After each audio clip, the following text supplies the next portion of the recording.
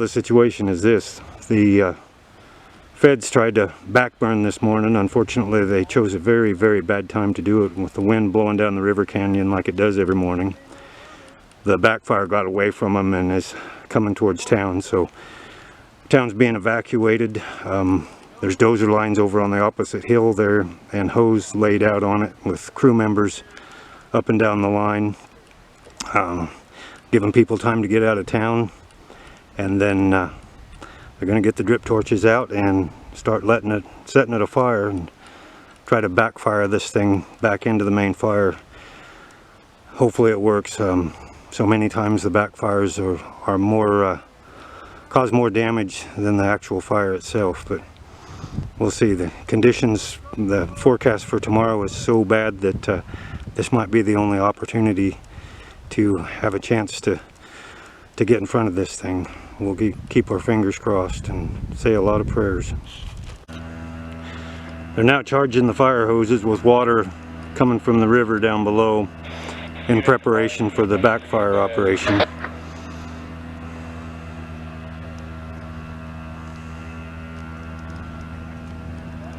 You can see one of the firefighters up there with a hose now. Well, they're just firing it off. Thankfully, the good Lord has blessed us with a favorable wind, and the wind's blowing back towards the main part of the fire and away from us. So there's a chance this very, very risky backfire might just work.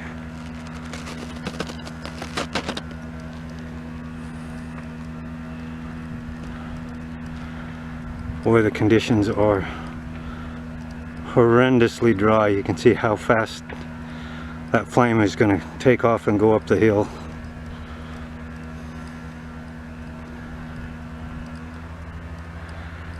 This is a terrifying thing to have to do, kind of a last resort, knowing the winds are going to be so strong coming towards town tomorrow.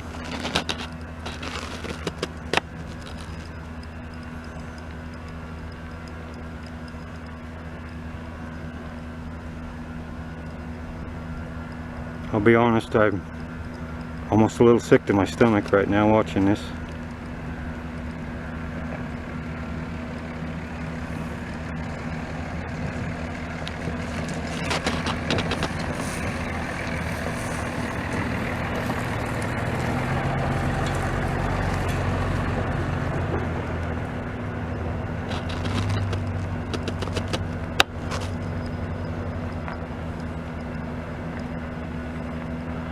I'm 200 or 300 yards away and the heat's getting pretty intense even here.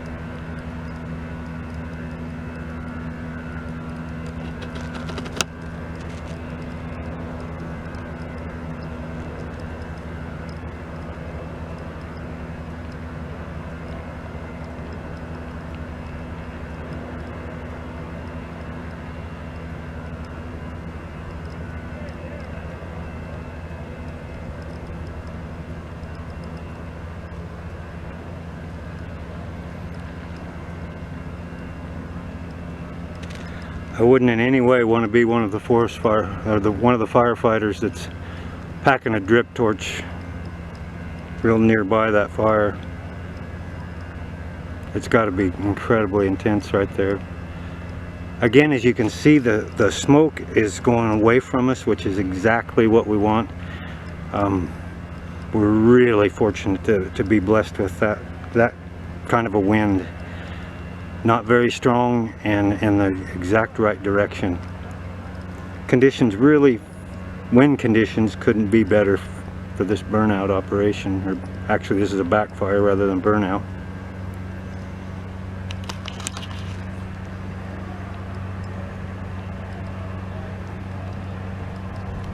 As you can see kind of in the lower left, There's a fellow with a drip torch dragging that fire to the left.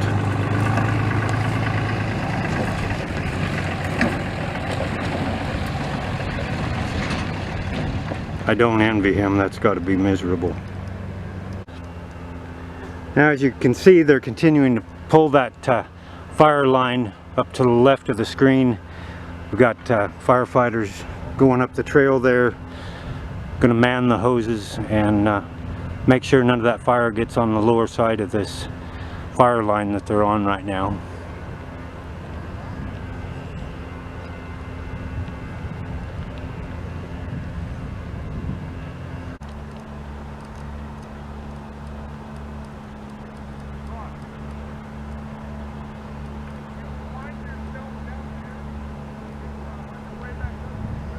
So far it's doing beautifully.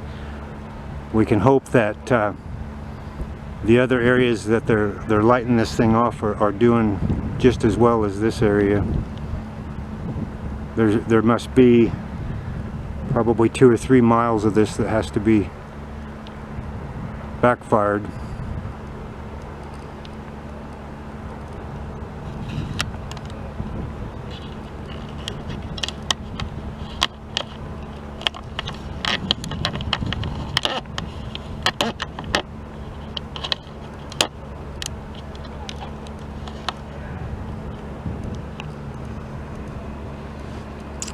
Continues to get into some of those juniper trees.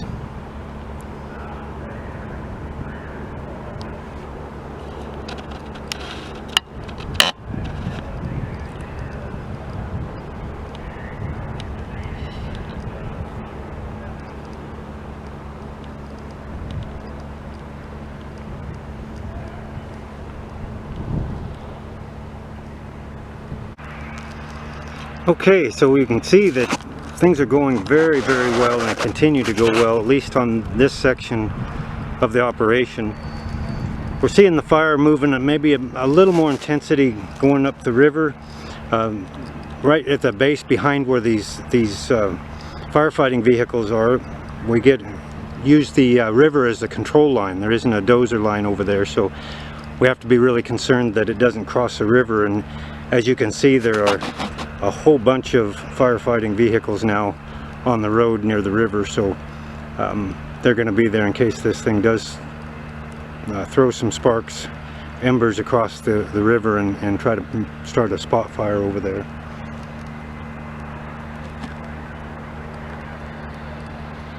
This is what a successful backfire looks like, except I'm very, very hopeful that the rest of it goes this well.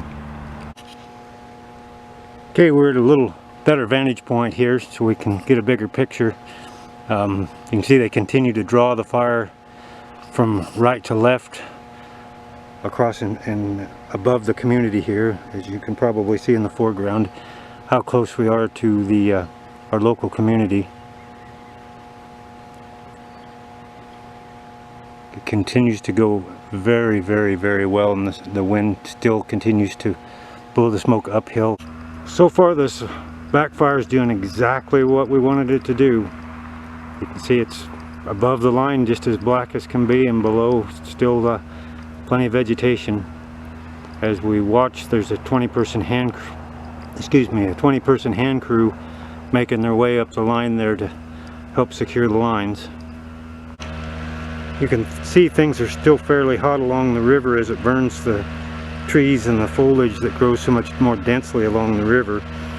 But you know, the river's a great control line. The wind continues to be in our favor, and there's a lot of firefighting resources there along the river to make sure that it doesn't jump that. If it were to jump the river, it would really be an emergency, because it's so steep and dry on the other side of that river. It would race to the top of that hill very, very quickly. For the first time I've seen air support on this fire. The smoke has been so thick from the numerous fires around that we haven't seen any aircraft up to this point. That's a welcome sight.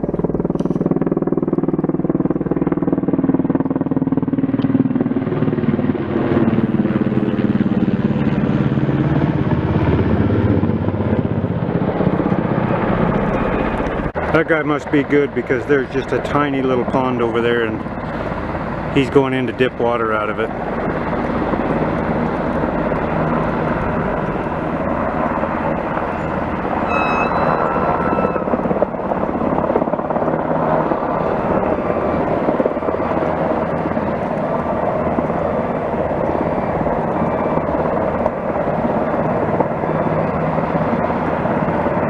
We'll see if he gets a full bucket.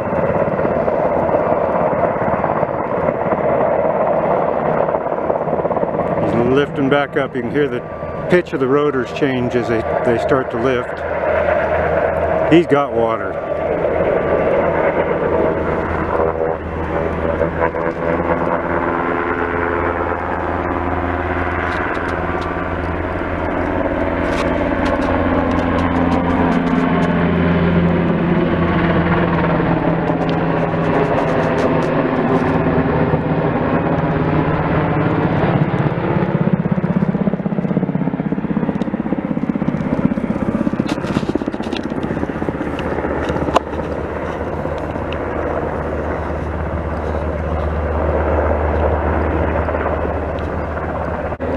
Looks like he's going to go up to a little different pond this time. That one's a little dangerous because there's some power lines right nearby.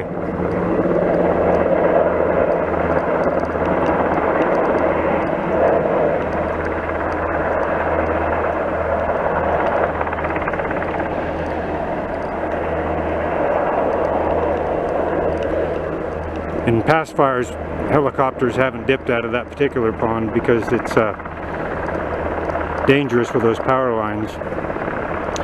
That pond is right now being fed by some of our geothermal wells. The water in that pond is over 200 degrees. So he's going to be dropping some hot boiling water on the fire.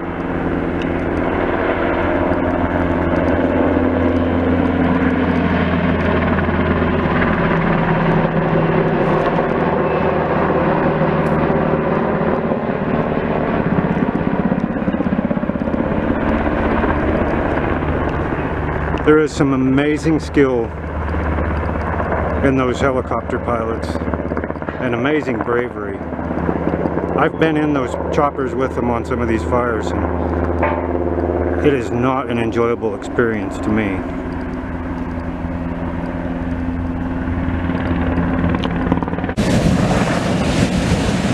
Here comes the chopper back to get some more water.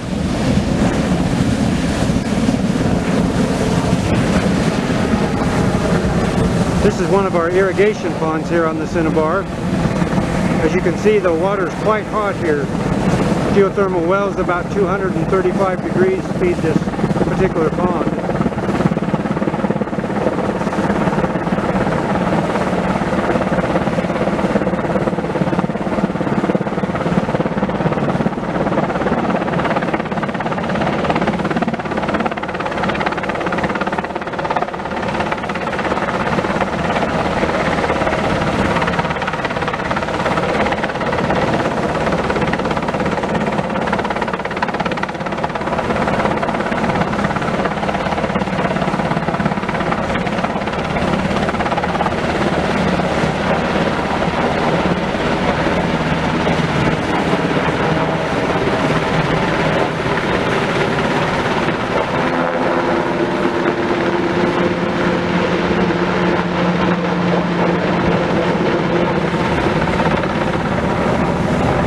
Beautifully done. He's got a weave in between all the power lines here, and then this well that's pumping all this boiling hot water right out onto the pond.